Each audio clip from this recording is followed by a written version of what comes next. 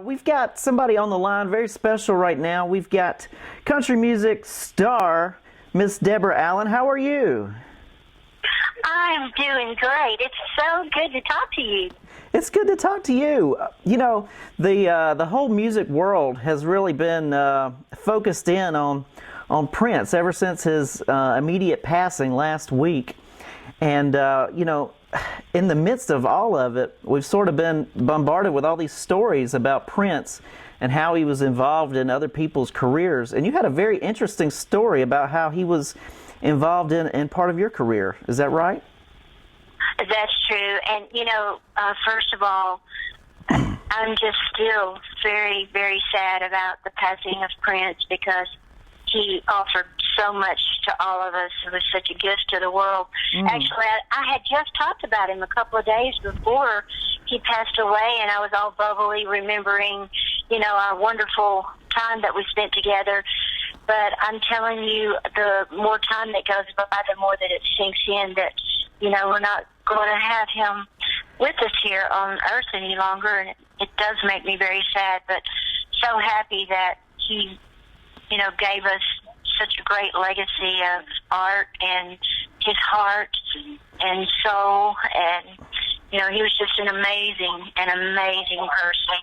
But, yeah, in 1997, I was recording for RCA Records, and I had actually, you know, Baby I Lied, my biggest record was a big pop and country record anyway, so I wound up recording out in Los Angeles. I was at a studio called Sunset Sound, and it's a big, huge compound. It's built around a basketball court. And to go to the ladies' room, I had to go across the basketball court into the office. And I'd heard that Prince was in the compound. I believe he was in Studio 3 and I was in Studio 1, or, you know, vice versa. We were in opposite studios, but I never went over there because, you know, I knew he was very private and I didn't want to impose on him. But one night, I had gone into the office area to use the ladies' room, and as I came out, I noticed this basketball just kind of bouncing over up against the wall. So I ran over to pick it up because I thought it was a friend of mine out there playing basketball. And when I stood up and turned around, it was Prince. And he was standing there, and I went, oh. I said, I'm sorry, I thought it was going to be someone else. Here's the ball. So I handed it to him, and I headed on into my studio. Well, while I was on RCA Records, we had an executive turnover, which I laugh and say that's a dessert I ate a few times. You know, that's when the old executives leave and the new ones come in. And the new ones were coming by to hear my new project. And so I hung out with them for a little while in the studio, but then I thought, man, I'm just going to get out of here and let them listen to this. So I went to the office again to get some coffee. And when I came back by, there was Prince shooting some hoops. And he had on this blue silk shirt with blue silk bell bottoms and blue silk platform boots, and he was just shooting some hoops, and I was like, oh, that's a good one. Yeah. Oh, shoot. Oh, that was a good one.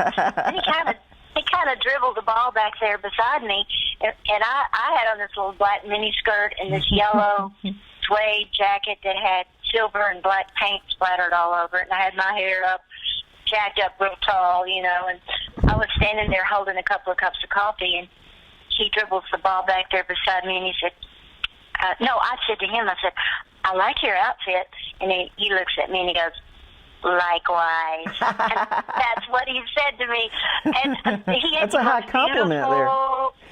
Yeah, he had the most beautiful long eyelashes. And when he closed his eyes and opened and looked at you, it felt like he was just looking right into your soul. Well, anyway, I left and went back in the studio. And the consensus was from the hierarchy at RCA.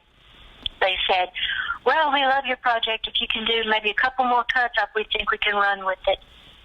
So I went back to Nashville, and as I was sitting in my kitchen, I said a prayer. I said, God, please tell me what to do. It was just like immediately this little light bulb went off above my head and said, well, you met Prince. He's a musical genius. Yeah. You should send him some music. So I wrote Prince a letter and told him about what was going on at the label. And then at the end, I said it would be, if you would be interested in writing, co-writing, producing, or working with me on my project, Sure. it would be merely wonderful. And so I sent it to his engineer. His name was Coke Johnson, who I'd gotten to know Coke, and so I overnighted it to him. And 2 days later, Coke Johnson calls me up and says, "Hey, Prince loves your music, and he's actually already written your song." Wow. And I said, you're kidding me. And he said, no. So they overnighted it to me, and I fell in love with it. It's called Telepathy, and you can see the video of Telepathy on YouTube. And also, you might play it, too, on your show, Sure, maybe.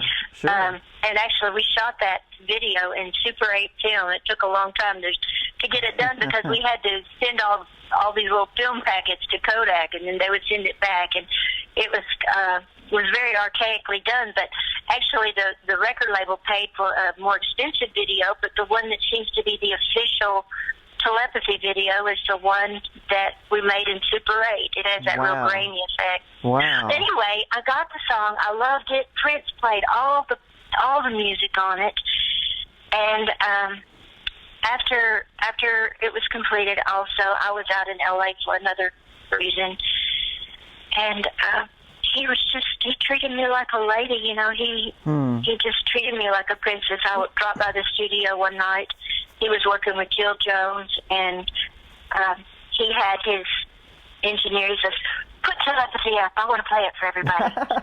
And trade my time with Prince for anything in the world. I cherished it when it happened, but now that he's left us, you know, I treasure it even more. It's like I can remember every second of it. There's even some more details I could tell you about that night, but just, you know, I could relive every moment, and I feel it all over again. That is a tremendous story, and I appreciate you coming on and sharing it with us. And now, where can people find out more about what you're up to these days? Oh, you can go to DeborahAllen.com, of course, and it's DeborahAllen.com. And, of course, on Facebook, I love having friends on Facebook. And my official site, my music site, which I'm on all the time, is Deborah Allen Official. And on Twitter, my lucky number is 3. So at Deborah Allen 3 is Twitter. But, you know, I've got all kinds of stuff on my website, a lot of great downloads and pictures and things at DeborahAllen.com. And I love, you know, I love getting mail and having friends. And, you know, it's like my mother said, you can't have too many friends. Well, that's terrific. Well, I appreciate you taking the time to talk with us today, and we look forward to catching up with you again in the future.